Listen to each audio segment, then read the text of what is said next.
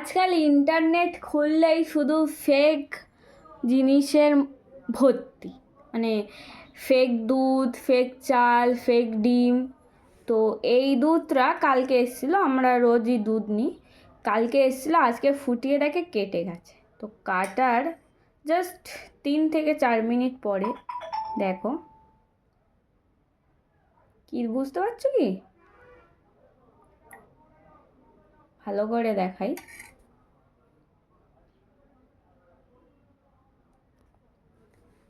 দেখো কি, এটা ছানা।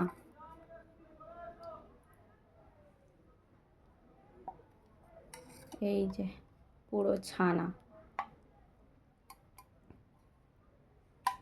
আর এটা হলো ছানার জলটা।